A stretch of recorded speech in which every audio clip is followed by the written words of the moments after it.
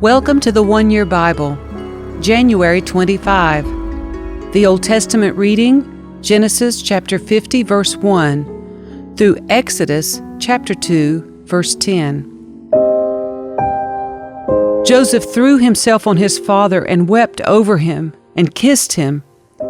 Then Joseph told the physicians who served him to embalm his father's body. So Jacob was embalmed. The embalming process took the usual 40 days, and the Egyptians mourned his death for 70 days. When the period of mourning was over, Joseph approached Pharaoh's advisors and said, "Please do me this favor and speak to Pharaoh on my behalf. Tell him that my father made me swear an oath. He said to me, 'Listen, I am about to die. Take my body back to the land of Canaan and bury me in the tomb I prepared for myself. So please allow me to go and bury my father. After his burial, I will return without delay.'" Pharaoh agreed to Joseph's request. "Go and bury your father, as he made you promise," he said. So Joseph went up to bury his father. He was accompanied by all of Pharaoh's officials, all the senior members of Pharaoh's household, and all the senior officers of Egypt. Joseph also took his entire household and his brothers and their households. But they left their little children and flocks and herds in the land of Goshen. A great number of chariots and charioteers accompanied Joseph. When they arrived at the threshing floor of Atad, near the Jordan River, they held a very great and solemn memorial service, with a 7-day period of mourning for Joseph's father. The local residents, the Canaanites, watched them mourning at the threshing floor of Atad. Then they renamed that place, which is near the Jordan, Abel Mitzrayim, for they said, "This is a place of deep mourning for these Egyptians." So Jacob's sons did as they had commanded them. They carried his body to the land of Canaan and buried him in the cave in the field of Machpelah, near Mamre. This is the cave that Abraham had bought as a permanent burial site from Ephron the Hittite. After burying Jacob, Joseph returned to Egypt with his brothers and all who had accompanied him to his father's burial. But now that their father was dead, Joseph's brothers became fearful. "Now Joseph will show his anger and pay us back for all the wrong we did to him," they said. So they sent this message to Joseph. "Before your father died, he instructed us to say to you, 'Please forgive your brothers for the great wrong they did to you, for their sin in treating you so cruelly. So we, the servants of the God of your father, beg you to forgive our sin.'" When Joseph received the message, he broke down and wept. Then his brothers came and threw themselves down before Joseph. "Look, we are your slaves," they said. But Joseph replied, "Don't be afraid of me.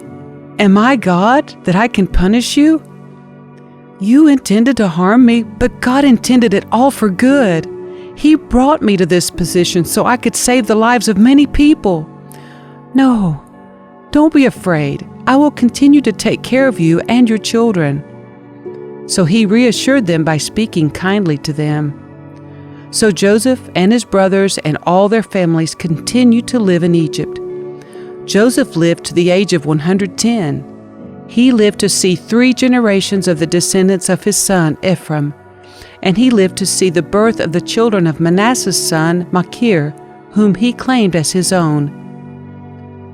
"Soon I will die," Joseph told his brothers, "but God will surely come to help you and lead you out of this land of Egypt. He will bring you back to the land he solemnly promised to give to Abraham, to Isaac, and to Jacob." Then Joseph made the sons of Israel swear an oath, and he said, "When God comes to help you and lead you back, you must take my bones with you." So Joseph died at the age of 110.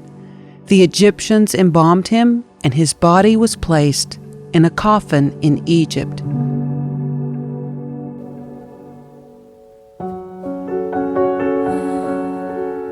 These are the names of the sons of Israel, that is, Jacob, who moved to Egypt with their father, each with his family: Reuben, Simeon, Levi, Judah, Issachar, Zebulun, Benjamin, Dan, Naphtali, Gad, and Asher. In all, Jacob had 70 descendants in Egypt, including Joseph, who was already there. In time, Joseph and all his brothers died, ending that entire generation. But their descendants, the Israelites, had many children and grandchildren. In fact, they multiplied so greatly that they became extremely powerful and filled the land. Eventually, a new king came to power in Egypt who knew nothing about Joseph or what he had done.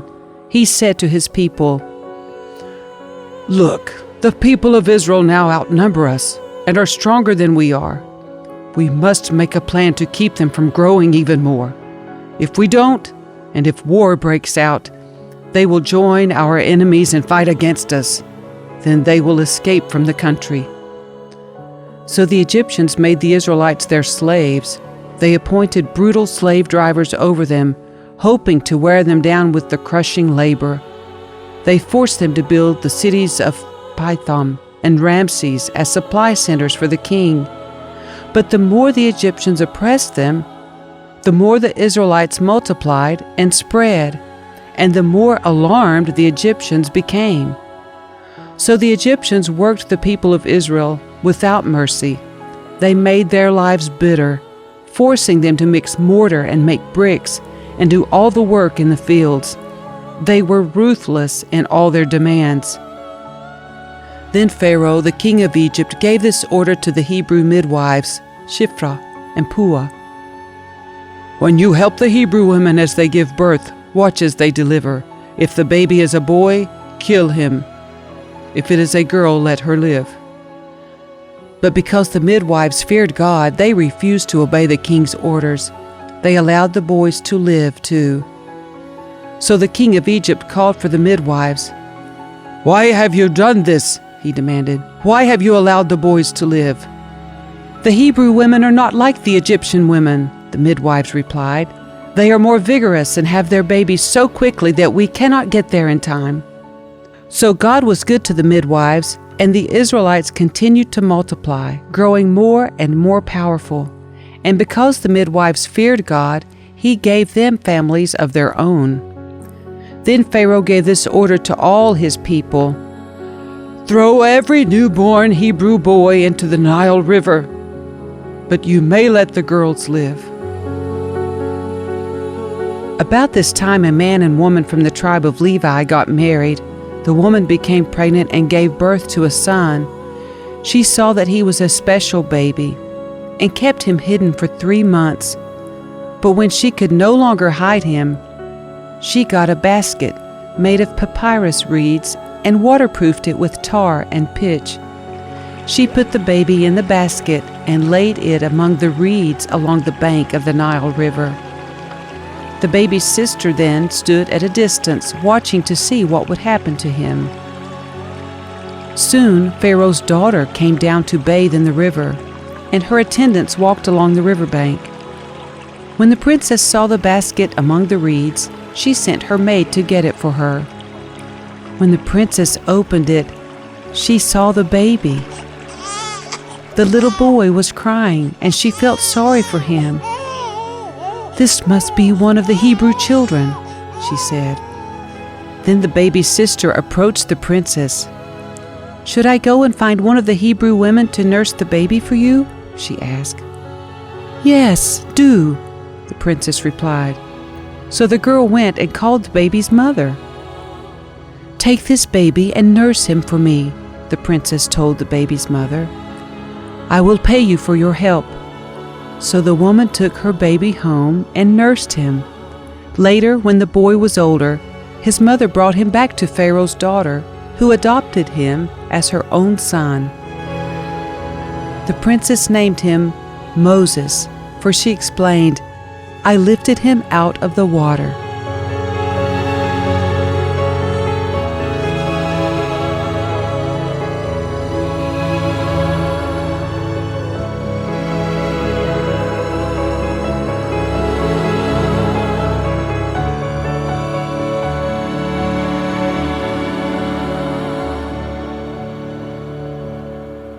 The New Testament reading, Matthew chapter 16, verse 13, through chapter 17, verse 9. When Jesus came to the region of Caesarea Philippi, he asked his disciples, "Who do people say that the Son of Man is?" "Well," they replied, "some say John the Baptist, some say Elijah, and others say Jeremiah or one of the other prophets." Then he asked them, "But who do you say I am?" Simon Peter answered, "You are the Messiah, the Son of the living God." Jesus replied, "You are blessed, Simon, son of John, because my Father in heaven has revealed this to you. You did not learn this from any human being. Now I say to you that you are Peter, which means rock. And upon this rock I will build my church, and all the powers of hell will not conquer it. And I will give you the keys of the kingdom of heaven. Whatever you forbid on earth will be forbidden in heaven, and whatever you permit on earth will be permitted in heaven." Then he sternly warned the disciples not to tell anyone that he was the Messiah. From then on, Jesus began to tell his disciples plainly that it was necessary for him to go to Jerusalem, and that he would suffer many terrible things at the hands of the elders, the leading priests, and the teachers of religious law. He would be killed, but on the third day he would be raised from the dead. But Peter took him aside and began to reprimand him for saying such things. "Heaven forbid, Lord," he said, "this will never happen to you." Jesus turned to Peter and said, "Get away from me, Satan. You are a dangerous trap to me. You are seeing things merely from a human point of view, not from God's." Then Jesus said to his disciples, "If any of you wants to be my follower, you must give up your own way. Take up your cross and follow me. If you try to hang on to your life, you will lose it. But if you give up your life for my sake, you will save it. And what do you benefit if you gain the whole world but lose your own soul? Is anything worth more than your soul? For the Son of Man will come with his angels in the glory of his Father, and will judge all people according to their deeds. And I tell you the truth, some standing here right now will not die before they see the Son of Man coming in his kingdom." 6 days later, Jesus took Peter and the two brothers, James and John, and led them up a high mountain to be alone. As the men watched, Jesus' appearance was transformed so that his face shone like the sun, and his clothes became as white as light. Suddenly Moses and Elijah appeared and began talking with Jesus. Peter exclaimed, "Lord, it's wonderful for us to be here. If you want, I'll make 3 shelters as memorials, one for you, one for Moses, and one for Elijah." But even as he spoke, a bright cloud overshadowed them, and a voice from the cloud said, "This is my dearly loved Son, who brings me great joy. Listen to him." The disciples were terrified and fell face down on the ground. Then Jesus came over and touched them. "Get up," he said. "Don't be afraid." And when they looked up, Moses and Elijah were gone, and they saw only Jesus. As they went back down the mountain, Jesus commanded them, "Don't tell anyone what you have seen until the Son of Man has been raised from the dead."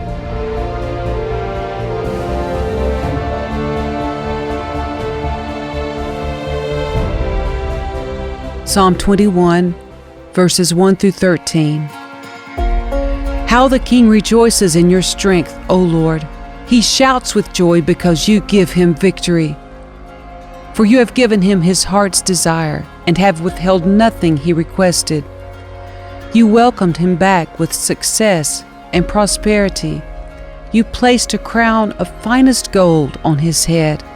He asked you to preserve his life, and you granted his request. The days of his life stretch on forever. Your victory brings him great honor, and you have clothed him with splendor and majesty. You have endowed him with eternal blessings and given him the joy of your presence. For the king trusts in the Lord. The unfailing love of the Most High will keep him from stumbling. You will capture all your enemies. Your strong right hand will seize all who hate you. You will throw them in a flaming furnace when you appear. The Lord will consume them in his anger. Fire will devour them. You will wipe their children from the face of the earth. They will never have descendants. Although they plot against you, their evil schemes will never succeed. For they will turn and run when they see your arrows aimed at them. Rise up, O Lord, in all your power. With music and singing, we celebrate your mighty acts.